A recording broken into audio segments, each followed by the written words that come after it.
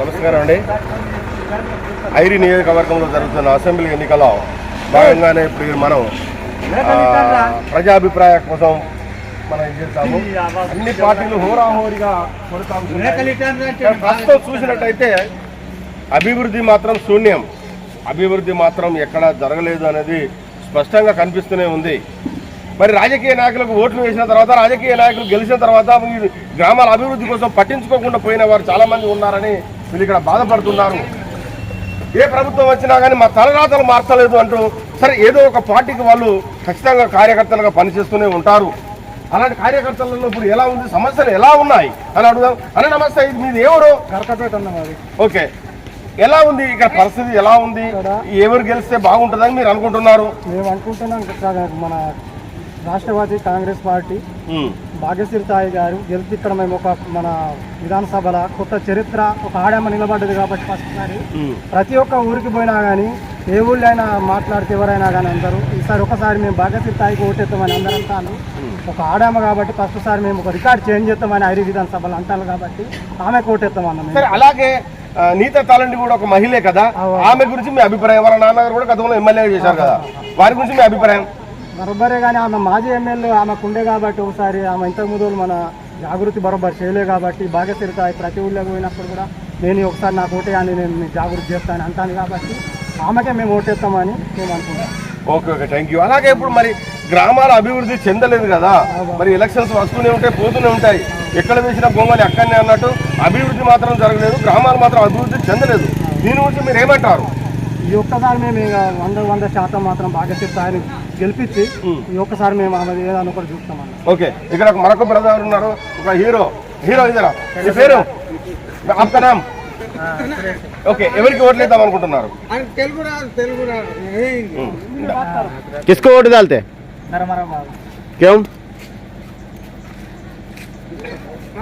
क्यों डालते हैं जी?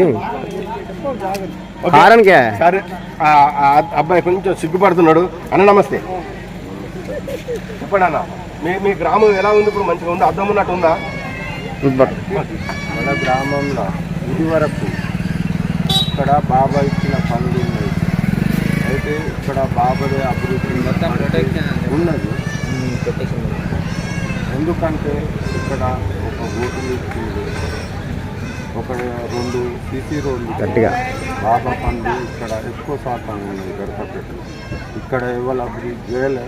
ఇంతకు ముందు ఇంకా ఎందరో వస్తాను పోయి కాదు, బాబా ఒక మంత్రి మండలిలో పోయి మాట్లాడేంత కెపాసిటీ ఉన్నది కాబట్టి ఆయన చేయగలుగుతాడని నాకు ఇక్కడ మరొక పెద్ద మనిషి ఉన్నారు. పెద్ద మనిషి, నీ పేరేంటండి? రాజలింగ గారు ఇక్కడ ఉన్నారు. ఎలక్షన్స్ వచ్చినాయి కదా, అన్ని పార్టీల వారు వస్తున్నారు. ఎవరు ఏం చేస్తారు, ఎవరు ఏమిస్తారు, ఎవరు ఎలా నడుచుకుంటున్నారు అనేది బాగా అర్థం చేసుకున్నట్టుంది. సరే, మీ అభిప్రాయం చెప్పండి. మీరు ఎవరు గెలిస్తే బాగుంటుంది అనుకుంటున్నారు? మేము బాబా గెలిస్తేనే బాగుంటుంది అనుకుంటున్నాం. కొన్ని ఇక్కడ పనులు మంచి పనులు చేసింది, ఇక్కడ కూడా చేస్తా అని ఆయన ఇచ్చింది, అందుకోసమని ఆయన గెలిస్తే బాగుంటుంది అని. ఆయన గెలిస్తే అభివృద్ధి జరుగుతుంది అంటే గతంలో ఆయన చేసిన పనులు కొన్ని ఉన్నాయి, గతంలో మంచి పనులు చేసాం. ఇక్కడ నలుగురు ఉంటే 4 పార్టీల అభ్యర్థులు గెలుపు అంటారు. అంటే అన్నట్టు ఒక ఊళ్ళో ఉంటే ఒకరే అని ఉండరు, ఒక ఊళ్ళో ఉంటే ఇక్కడ అనేది ఉండదు. ఖచ్చితంగా ఏదో ఒక కాడ ఖచ్చితంగా వాళ్ళు అభివృద్ధి ఎవరు చేస్తారో వాళ్ళ అభిమాన పార్టీకి, అభిమాన మనుషులకు వాళ్ళు సపోర్ట్ చేస్తారు. మీ పేరేంటి? ఇక్కడ పోషన్న ఉన్నాడు, చాలా ఇంటెలిజెన్స్ ఉన్నట్టు ఉన్నాడు పోషన్న. ఎవరు కొట్టేస్తావు? ఇప్పుడు చెప్పింది కదా, ఆయన ఓటు నువ్వేయలేవు, నీ ఓటు ఆయన వేయలేడు. ఆయన ఓటు ఫలానాలకు ఇస్తా అని చెప్పాడు. నువ్వు నీ ఓటు ఎవరికి వేస్తావు? ఎవరు గెలిస్తే బాగుంటుంది? ఎవరైనా ఎవరు వేసినా మనకు మంచి చెప్తే మంచి అంటే డబ్బులా? కాదు మరి అద్దా ఎంత ఎంత ఇయ్యాలి? ఎంత ఓటు, నీ ఓటుకి ఎంత ఇస్తావు?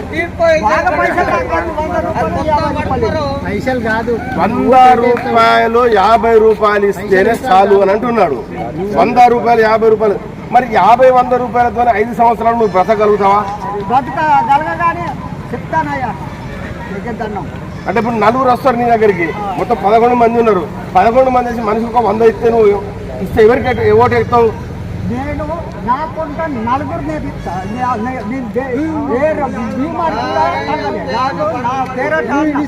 మాట్లాడు. సరే, నువ్వు నలుగురు వేపిస్తా అన్నావు. ఇప్పుడు ఒకరు 500 ఇస్తారు, ఒక 1000 రూపాయలు ఇస్తారు, ఒకరు 200 ఇస్తారు. ఎవరు ఎక్కువ ఇస్తే ఎవరికి వేస్తావు? పైసలతో అర్థం అంటాడు, పర్వాలేదు. కానీ పార్టీ గురించి ఒకసారి మళ్ళీ ఎవరికి వేస్తావు నువ్వు? ఓకే, ఒక్కొక్క వారు ఒక్కొక్క రకంగా ఉన్నారు. గ్రామాలు అభివృద్ధి జరగలేదు, గ్రామాలు మాత్రం అభివృద్ధి జరగలేదు అన్న. నమస్కారం, మీ పేరు?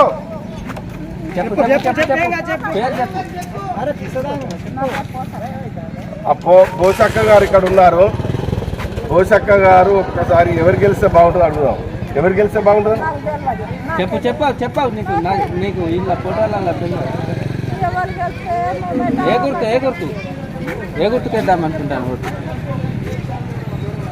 చెప్పవమ్మా, చెప్పు. బ్యాట్కి వేస్తావా? బ్యాట్ గుర్తుకు వేస్తావా? అయితే ఇక్కడ వచ్చేసి ఏంటంటే సందిగ్ధం.